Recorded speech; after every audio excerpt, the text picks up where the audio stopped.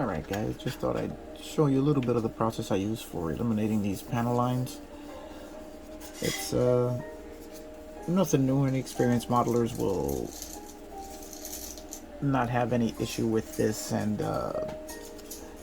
this is just for the inexperienced guys out there. Anybody who's relatively new to the hobby. You can see how smooth these fenders are here. There's no raised edge, which comes from the mold, as I've smoothed it out just to give this the soft curve of the body that the actual car has. I still have to do a little more work on the edge here. Now, here I'm in the process of working on this side, so you can still see there's a slight raised line here, as I haven't gone through. What I do first is I mark the line with a permanent marker. Just use a Sharpie, any permanent marker. And that will give you an area that you know you have to sand down or get rid of. And sometimes it can be hard to see it, seeing as how it's the same color as the body, as the piece you're working on. So generally what I like to do is I just run over that hard edge, the raised edge, with my hobby knife after marking it down, just to knock it down a bit, which makes the sanding process a little bit easier and allows you to get into little corners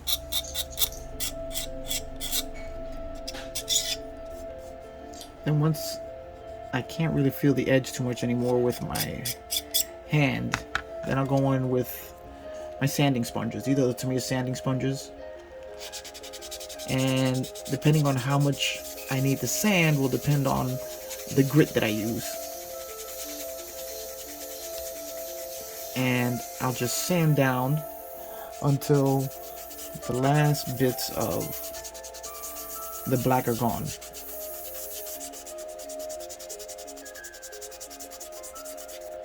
Constantly checking my progress, making sure that the edge maintains a rounded curve that I want from the real car, while also keeping a look at your details,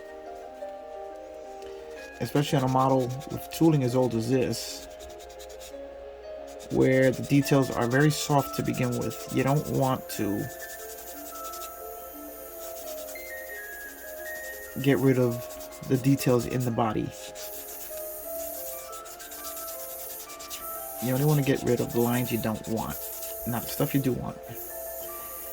So as you can see here, the curve is getting quite a bit softer. That hard edge and line are pretty much gone, except for back here.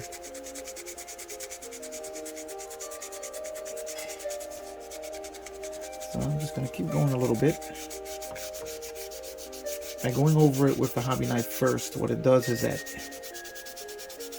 it gets rid of the majority of the plastic you don't want,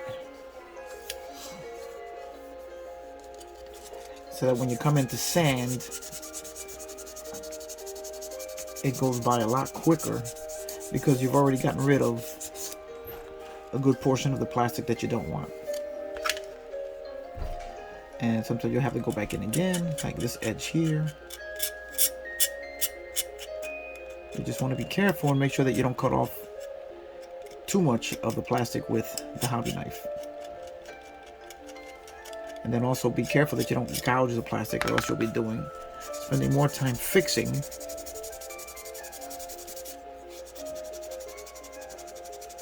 what you did with the hobby knife than you are getting rid of the lines you don't want.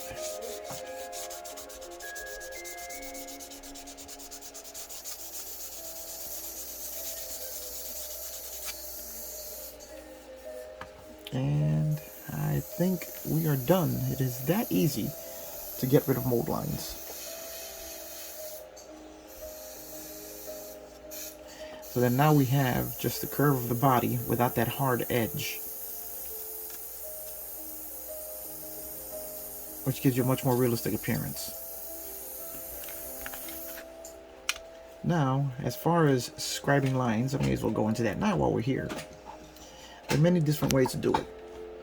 You can buy specific scribing tools, as I bought here for my Gundams, which as soon as I figure out how exactly I'm supposed to use this, we'll be making a video on that on my next Gundam build. For this particular project, what I like to do is I like to use the hobby knife. If you use the back edge of the hobby knife, it actually makes a very good scribing tool, and it's thin enough that it won't widen the area you want to scribe so that it looks unrealistic. So what I do is I just go into the groove and just gently follow the lines. You don't have to put a lot of pressure on it. And what you have to be careful of is not skipping, where sometimes it'll hit a piece of the plastic and the blade will skip, and then you'll gouge the body work. If that happens, then you're going to have to do some repair work there. So what you want to do is just gently follow the line.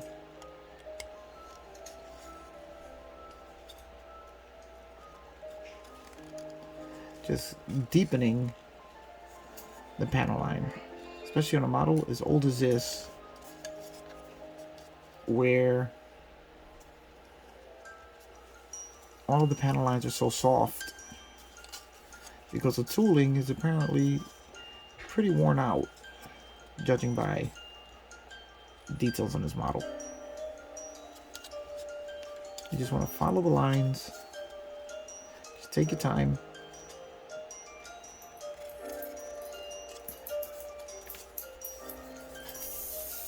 And I don't know if you can make out, there we have a pretty decent panel line there that won't get lost in the paint.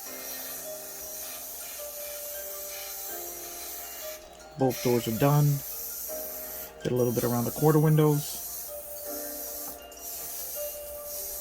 All the lines here I've completely eliminated, as this car has no opening trunk, and they added lines here and here which sort of look like a trunk opening. The rear had to be fixed as there was quite a bit of uneven plastic here, and that's all pretty much gone. The next will be cleaning up the interior here, as there was an excess of plastic here on the inside, which is probably from when it was attached to the tree, even though this car was not packaged on the tree. Okay, now that we've done our scribing on the body, we're going to do a little bit more on the headlight covers, as these cars had a very interesting retracting headlight design that was operated mechanically using a lever inside the cabin, where you pull on the lever and it would flip the lights over. If you've never seen it, it's something really interesting to see, as it's totally mechanical, so you can flip them halfway, flip them all the way, as much as you want to. One of the there were a little scratch there, so I'm gonna have to clean that up. See, this is where you sometimes run into a little bit of trouble scribing the lines. The blade wants to follow the path of least resistance.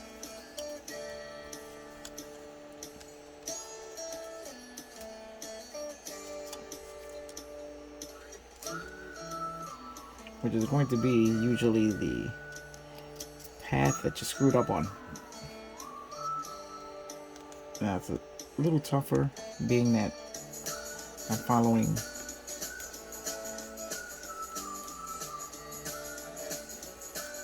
a round line instead of a simple straight line. So what I'm going to do is I'm going to pretty much erase the scratches there. We're going to clean up the edges.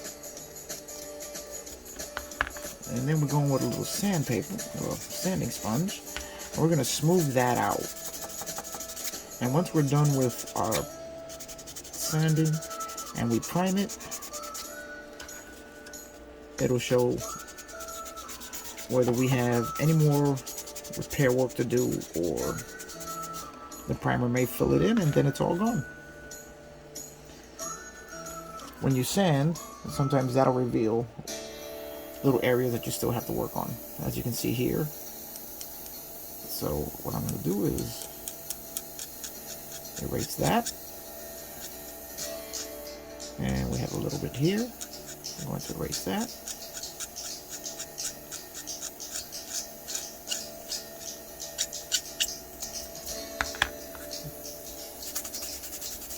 And then I give a light scuffing to the entire body, as that's going to give the paint something to grab onto.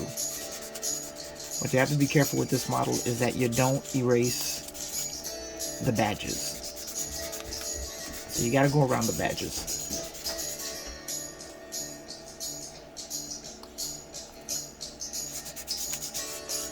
But as long as you give the majority of the body a good scuff, it'll give the paint something to grab onto, which means it will adhere better, and you won't have the issue of the paint lifting up while you're working on it.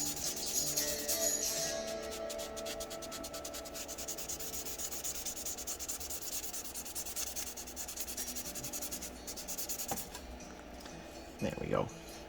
The whole body light scuff till it's an even dull appearance. The glossiness of the plastic is gone.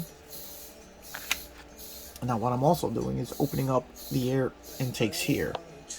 As the original car, these intakes were open on the real car.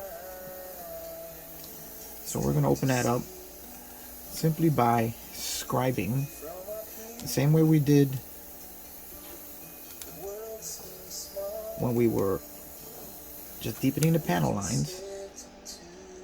Using our hobby knife, we're going to scribe till we just start to break through.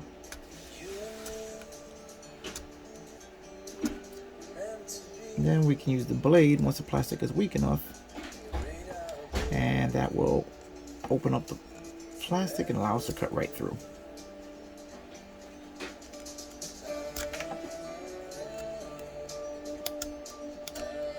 And just repeat this process, and eventually you'll be...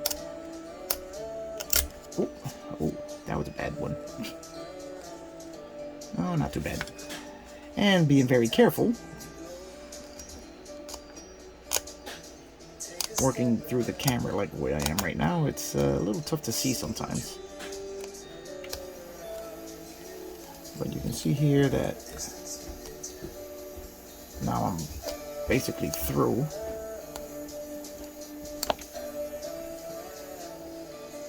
You can see on the back side here, I'm all the way through. Now what I'm going to do is carefully continue to scribe here, because we need to open it up just a little bit wider to get that open. But there is another process which I'm going to use. Let me just get the tools. Okay, I'm back. We have our small rotary tool, which I really gotta recommend this Keshi cordless rotary tool. Works great for polishing and also for any other sort of needs you may need a rotary tool for. It's not a super high speed like a Dremel, so it won't eat your plastic as you're working on it, and works great for doing little things like this. Now, you see I have one open. Now, after we previously covered how I cut into it, now after we do that, what we're going to do is we're going to use the rotary tool with this, I think it's called a miter bit on it. And what we're going to do is set it on its highest setting, and we're going to grind away all the excess plastic back here. Always keeping an eye to make sure we're not damaging the outer part of the body. But what we want to do is get rid of as much of the plastic that's in here as possible.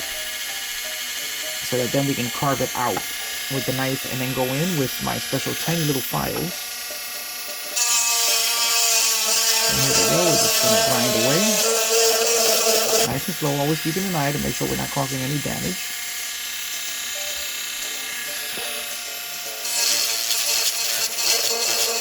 Nice and slow, back and forth.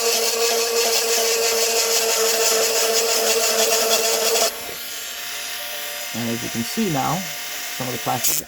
Ooh, sorry about that. Hit the wrong button. Yeah, that thing does happen when you're looking through a camera. Alright. See, we have bloopers that we just don't edit out. So now that I've got that plastic pretty much ground down to a very small amount, what I'm going to do is go in and start carving out the shape that I want.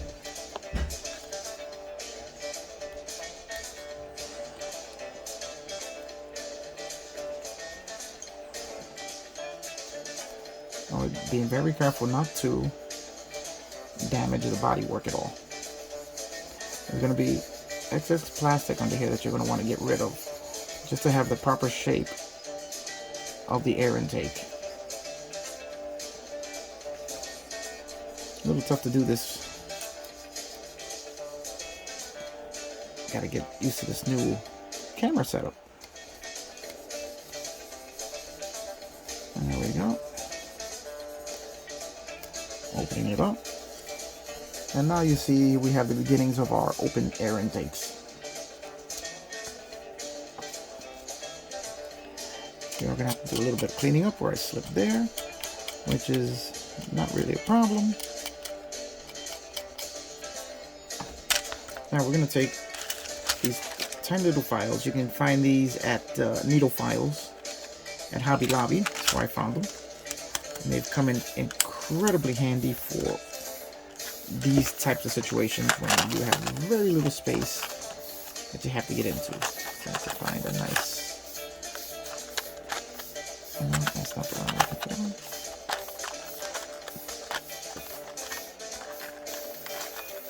I think you'll work. Then you're going to go in. No, this one's not going to work. Let's try this one right here. There we go.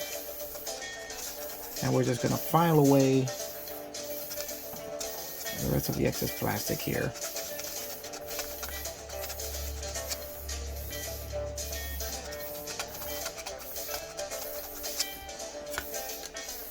And as you can see, it's already looking better. These little needle files are a godsend to this hobby.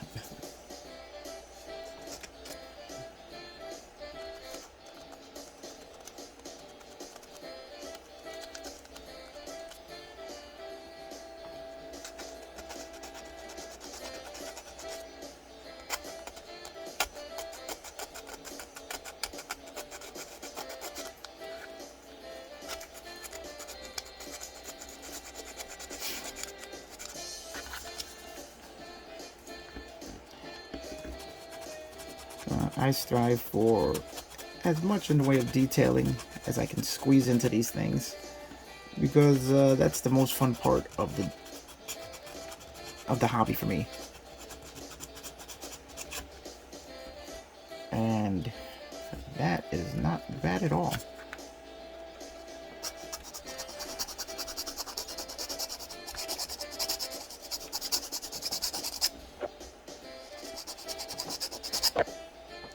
Well, this may not be the most exciting video. I did just want to share the process with you guys so you can see exactly how I do what I do. And there it is right there. We have our intakes open. Now it's just going to take a little bit of cleaning up and priming to see how much more we have to do here.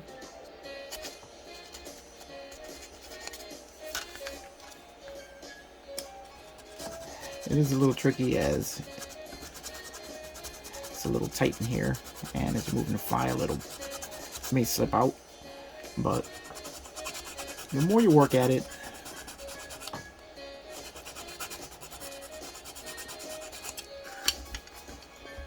the better they look. Just get all those rough edges smoothed out.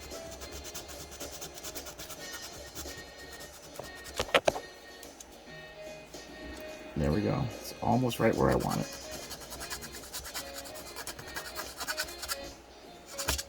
Oops. There we go.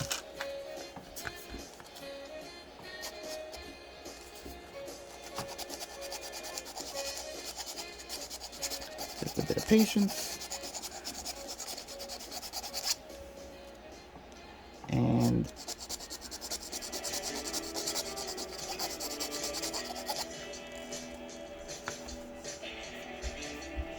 And I think we are right where we need to be.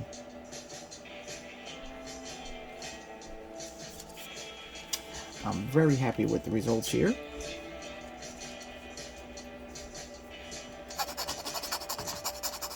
Just clean that up a little bit there.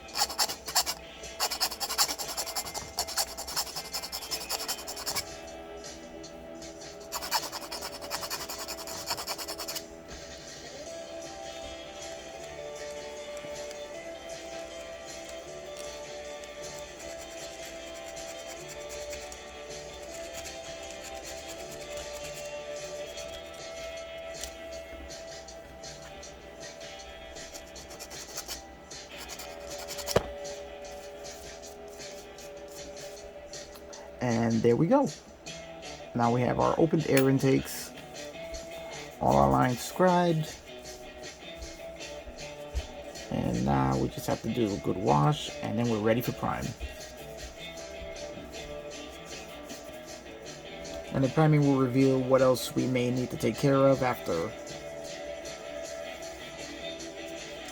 doing all of this.